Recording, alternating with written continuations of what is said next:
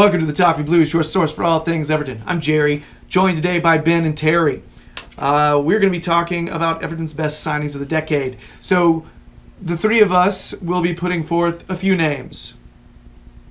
3 names apiece. If you venture into 4, it's up to you. We may be a little flexible, but we should end up doing our best to come to some form of consensus if we could. All right? Ben started us off with the last video, so Terry, if you would put forth one of your names, please, and then we'll move on to Ben. I'm going to get a big obvious one out the way. I'm going to go with Romelu Lukaku. It was expensive at the time, but worth every penny. He was not guaranteed that we were going to be able to get him after his loan spell. He'd scored a lot of goals at West Brom and then a lot of goals on loan at Everton. And, there was talk like, he's going to go back and he's going to start for Chelsea. And, Everton can't afford him. This is the pre-Farhad Moshiri days. But when we brought him in for what was a club record fee at the time, I think it was 28 million. 28's what I wrote. Yeah, I've got that as well. He was a huge statement signing that Everton managed to, get him. And then he went on from there to, become our leading goal scorer in the Premier League era. I think if you're talking about players, signings of the decade, if your overall Premier League goal scorer is amongst them, you can't leave him out, regardless of, as I touched on in the last video, his personality issues and reasons that Evertonians would have reasons not to like him. I think he's got to be in the conversation, Romelu Lukaku. I'm just going to go ahead and say I had him written down. Absolutely, me. Number one, he was number one for me as well. I had him written down. You had it, so all of us agree. Lukaku is should be one of the strongest Everton signings of the decade. All right. To be honest with you, I flipped out when he signed on loan. I thought that was crazy. You know what I mean? When that happened, I was like, "Holy hell, that's a coup!" And then we turn around and sign him the next year. It's nuts. It's just. Yeah, I'll just go on record. I think he shouldn't have cut the hair. I thought the hair was awesome. Completely agree. It's a very Samson type situation. Just saying. All right. So Ben, give us one of your names, please. I've gone for one a little bit sort of left field. To be honest with you, I've gone for Stephen Naismith. I've gone for Stephen Naismith because he was a free transfer, and like I alluded to before about Tim Cahill, the embodiment of Everton Football Club that he was at the time. I think Stephen Naismith is the closest we've had to a kind of direct replacement for Cahill. I don't think he was as good as Cahill, that's not what I'm saying, but I think he was as close to, and as a free transfer, I think after he got his first season out the way and he started to, I think Roberto Martinez really got the best out of him and even started scoring goals in Europe. And, if you look at the stats for the goals he scored, I think out of the 30, 40 odd goals he scored for Everton, I think I'm right in thinking one of the stats around it is something like 75% of the goals he scored were against teams that were above Everton in the league when he played them. And to be honest, I do remember so many big games against the likes of Chelsea.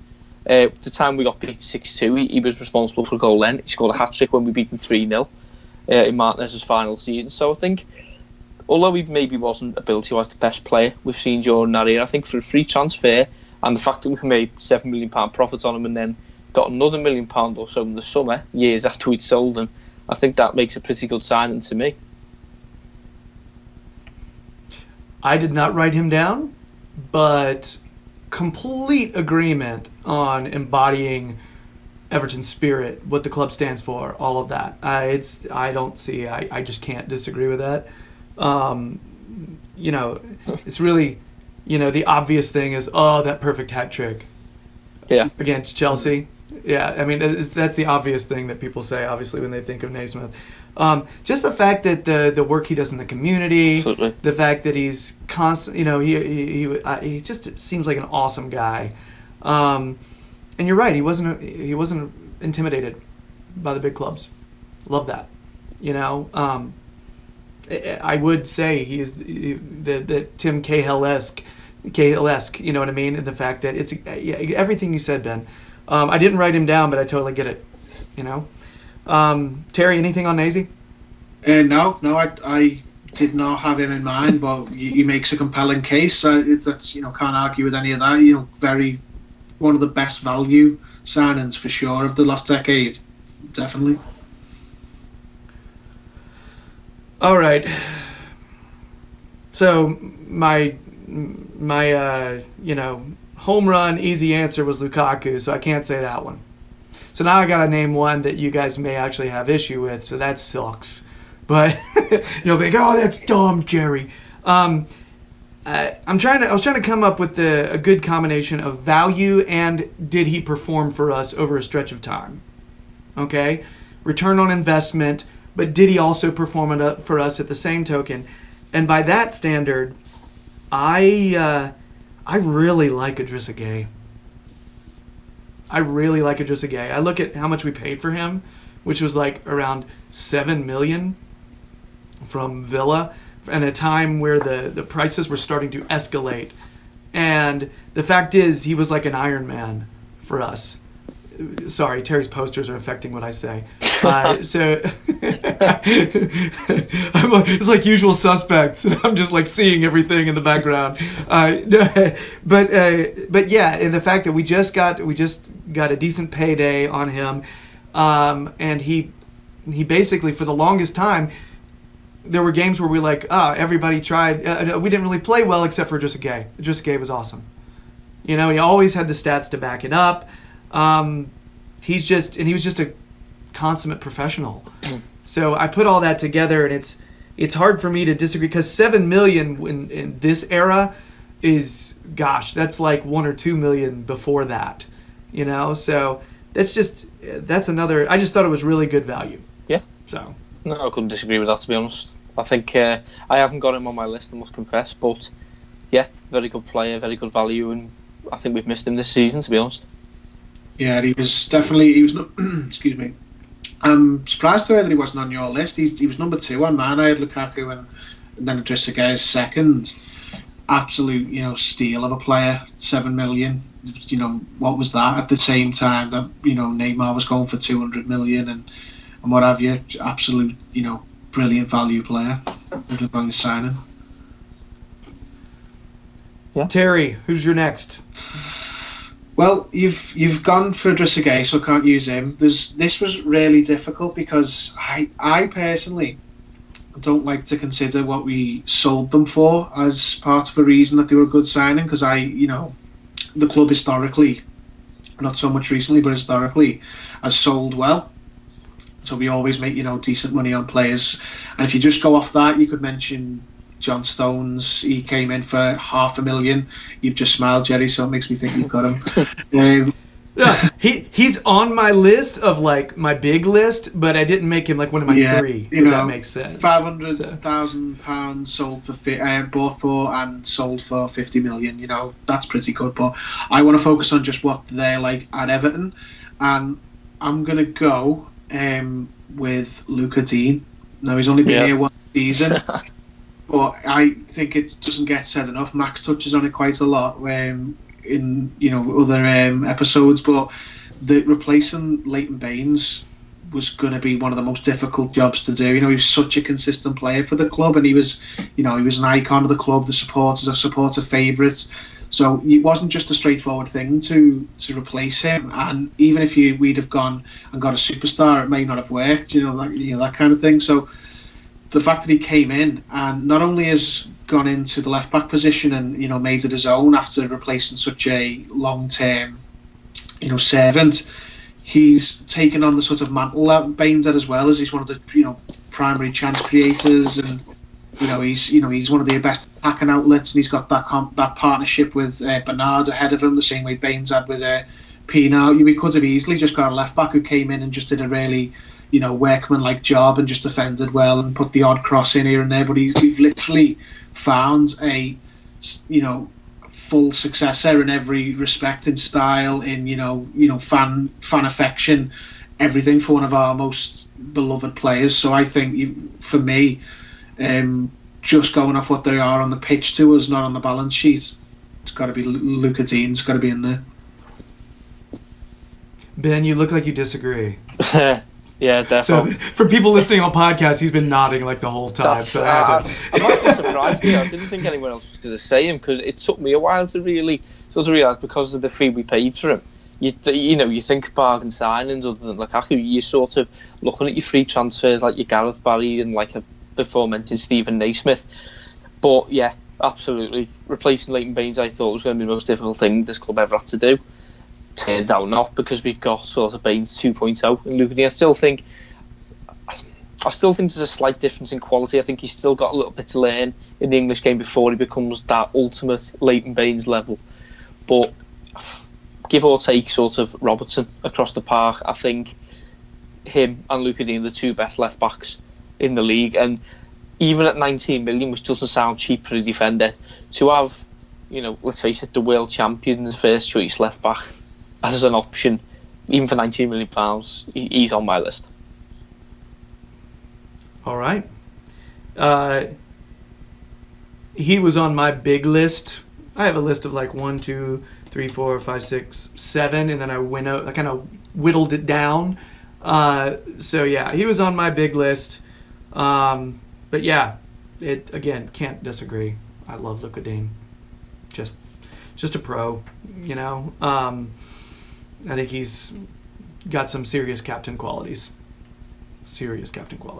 Consistency is a big part of it, but also, thinking about what's important during difficult times during a match.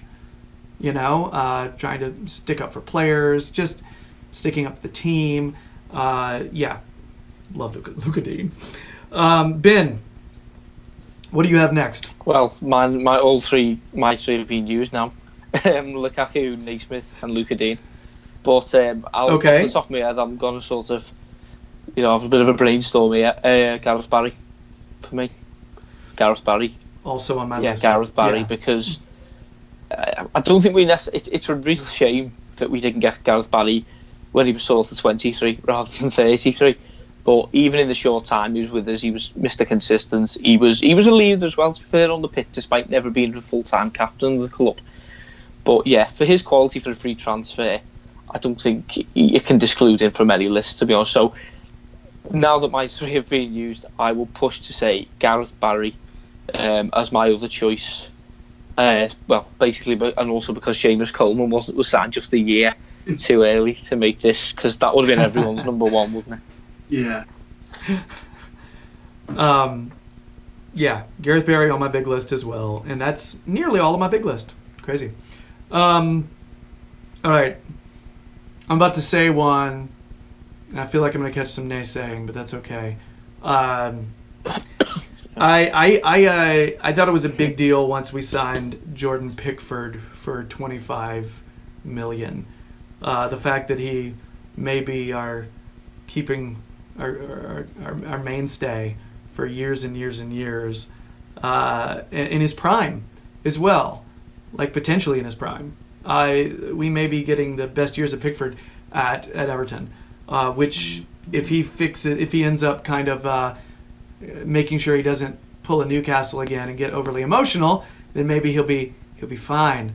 But I just think that it was a big deal for us once we were able to finally get a consistent keeper between the sticks. I just thought that was a really big deal for us, and especially when you consider. See, Terry, don't wag your finger at me, but when you consider if we end up selling him, what we would sell him for, we would sell well again. And yes, that's what I think about. I can't help it. It's part of the deal. I like Pickford as being one of those. It was tough, though, because Gareth Barry was really cheap, and just a stalwart. But I think when Pickford is also giving us every game right now. He's having no injury issues. He's doing us right. So, it's tough. That's my third choice, because my other ones were Lukaku and Idrissa Gueye.